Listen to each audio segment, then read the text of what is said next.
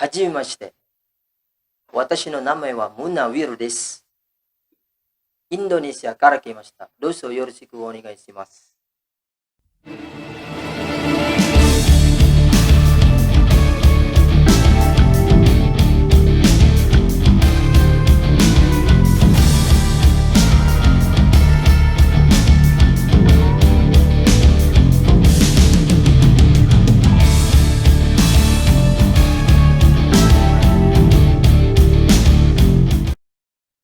Assalamualaikum sahabat, kembali lagi bersama saya Devi Aulia di Studio MA.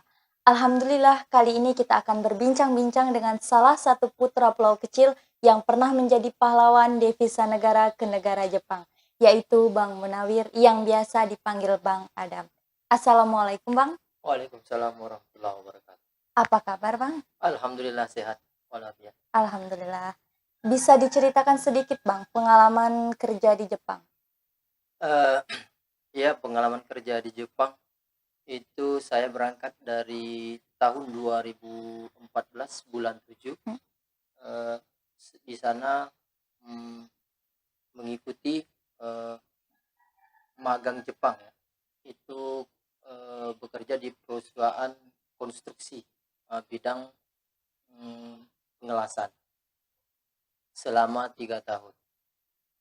Setahu saya nih Bang, dari pengetahuan yang saya dapat, kalau bekerja di Jepang itu atau bekerja di luar negeri kan ada pelatihannya nih Bang sebelum berangkat ke luar negeri. Itu memakan waktu berapa bulan Bang? Kalau proses sendiri tergantung daripada waktu yang ditentukan oleh Dinas Tenaga Kerja. Ya. Karena proses waktu itu bisa fleksibel. Seperti saya sendiri dari awal kursus hingga sampai ke Jepang lebih kurang 1 tahun. 1 tahun. Ya. Cepatnya itu ada cuma 6 bulan. Berarti prosesnya selama 6 bulan 1 tahun. Iya, 6 bulan sampai 1 tahun. Oke Bang, untuk waktunya dari 6 bulan sampai 1 tahun. Dari waktu 6 bulan sampai 1 tahun itu kira-kira memakan biaya berapa besar Bang? Kalau dari proses pra-seleksi sampai seleksi hingga ke Jepang lebih kurang di waktu itu 20 juta rupiah. Biaya prosesnya sendiri 20 itu juta kalau sebesar. Di luar tidak ada tanggungan dari Dinas Tenaga Kerja atau anggaran lah, ada anggaran dari APBD daerah tersebut. Kemarin kebetulan saya ngikut di Provinsi Jambi, karena kuota saya yang lulus itu sangat sedikit. Jadi ada hitung-hitungan sendiri,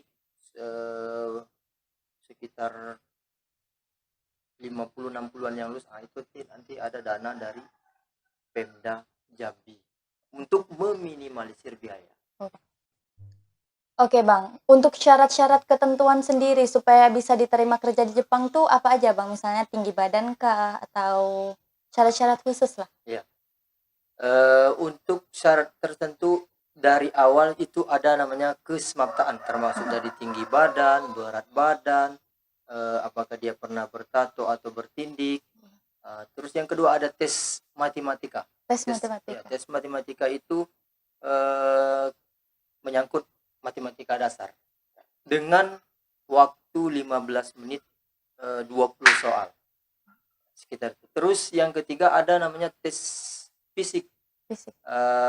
Lari 15 menit 3 km, push up 35 kali, sit up 25 kali. Setelah lulus tes fisik itu ada tes wawancara. Langsung dari pihak pengelola, baik dari IM Japan ataupun ada orang Jepangnya langsung nanti wawancara dengan bahasa Jepang maupun bahasa Indonesia itu sesuai permintaan. Yang kelima nanti ada tes kesehatan. Ya, kalau bahasa Jepang itu kenko shindan. Tes kesehatan itu mencakup dari tensi, seperti penyakit dalam habis operasi dan sebagainya. Terus yang ke-6 itu ada tes bahasa Jepang. Tes bahasa Jepang ini yang memakan waktu sangat lama karena proses belajar bahasanya, bukan tesnya. Kalau tesnya paling sehari 2 hari, tapi proses belajar yang itu tadi membuatnya sangat panjang, tergantung pribadi tersebut. Seperti itu. Untuk masuk kerja di Jepang nih Bang, apakah minimal bahasa Jepang kita harus setara dengan anak SD di sana? Kalau untuk level bahasa, itu sudah ada ketentuan dari pihak IM Japan ya, sebagai penyalur tenaga pemagangan, itu bab 1 sampai 25 harus dikuasai. Itu mencakup dari N5 sampai N4. Itu wajib. Karena standar berbahasa Jepang itu minimal bisa berkomunikasi dengan orang Jepang, masalah pekerjaan ya, dan lain-lain. Bisa dicontohkan sedikit Bang, bahasa Jepang yang cukup banyak Abang ketahui. Misal, kalau perkenalan ya, dari perkenalan. Hajimemashite. Watashi no namae wa Munawiru desu. Indonesia kara kimashita. Doso yoroshiku onegai shimasu. Oke Bang, pertanyaan selanjutnya. Kenapa Abang memilih bekerja di negara Jepang, Bang? Bukankah negara Jepang pernah menjajah Indonesia? Kenapa Bang tidak memilih bekerja di Malaysia atau Singapura yang relatif lebih dekat, Bang? Kalau seperti itu, lebih dari kesempatan kerja ya, kesempatan magang itu tadi. Karena tidak semua kesempatan kerja itu berlaku untuk individu tertentu saja. Dengan kriteria yang saya sebutkan tadi dari prosesnya. Dan kebetulan memang magang Jepang ini sudah terbukti ya, alumni juga banyak, yang sudah sukses juga sudah banyak. Terus untuk ke Jepang itu dari kata penjajah saja, jangankan saya, keluarga dan sebagainya, banyak yang bertanya nanti kamu akan dijajah lagi di sana. Wow, luar biasa, berbanding terbalik. Karena di sana orangnya ramah, ya, taat peraturan.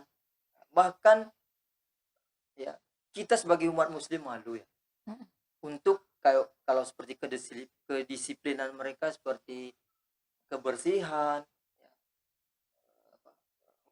saling menghormati, toleransi, luar biasa Jepang.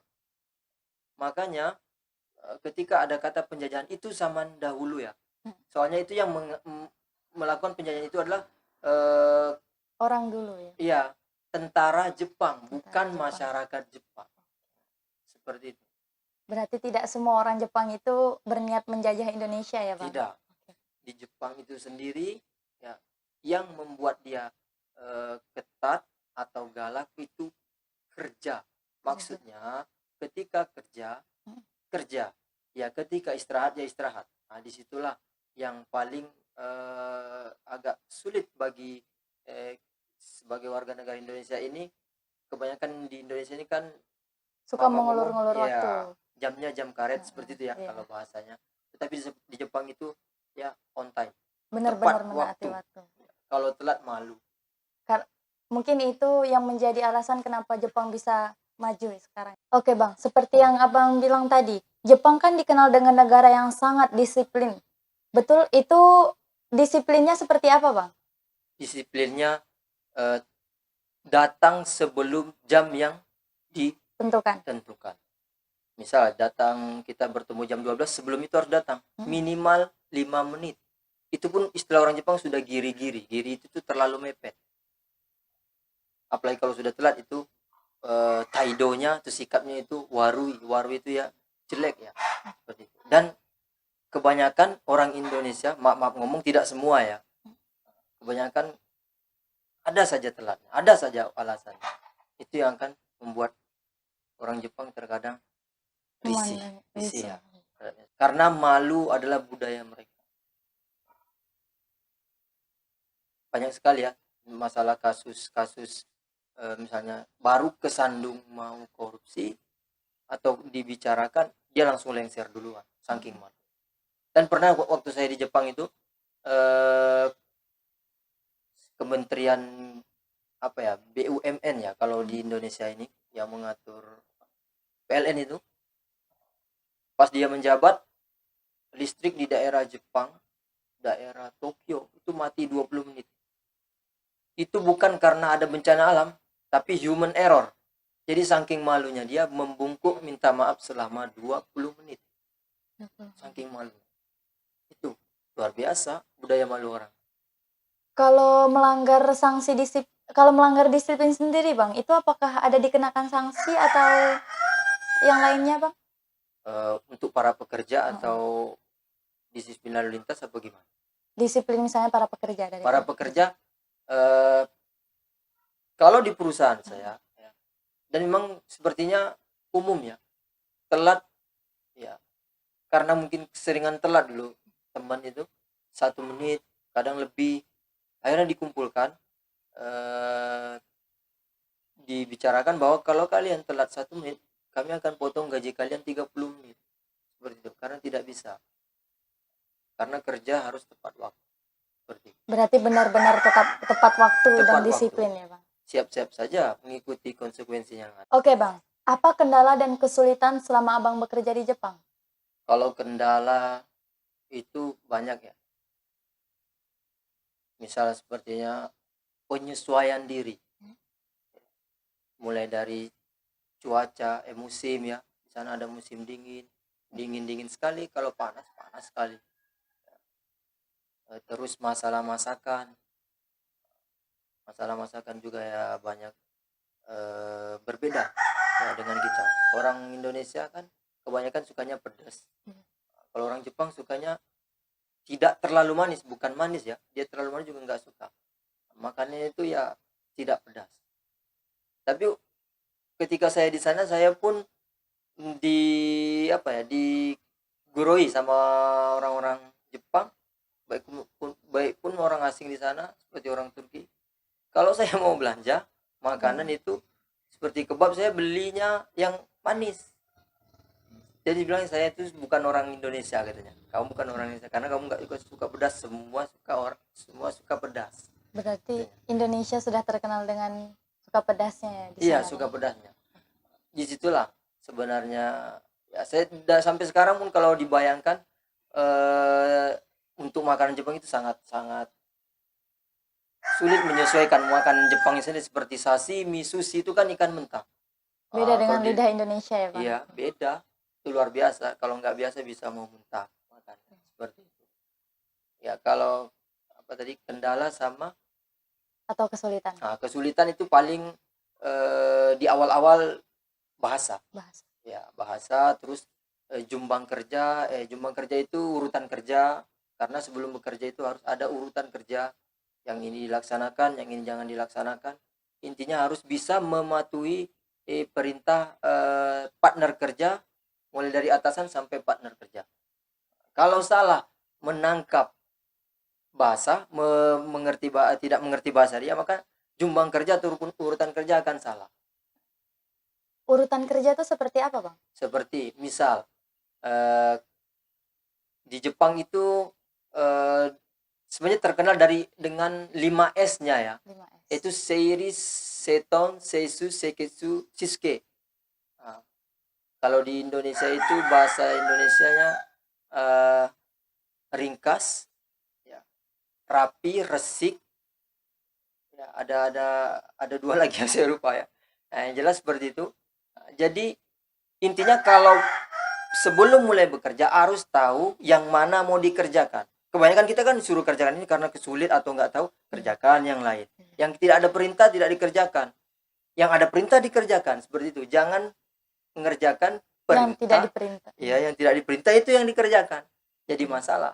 Karena barang yang akan diangkut itu akan beda-beda harinya, dan yang ambil pun beda. Seperti itu. Terus kalau memakai alat, misalkan, setelah memakai mengembalikan di tempatnya. Nah, seperti itu. Setelah itu soji itu bersih-bersih sebelum pulang. Ya, tapi karena keadaan mungkin kalau perusahaan ini terlalu kotor, biasa sojinya sekedar saja.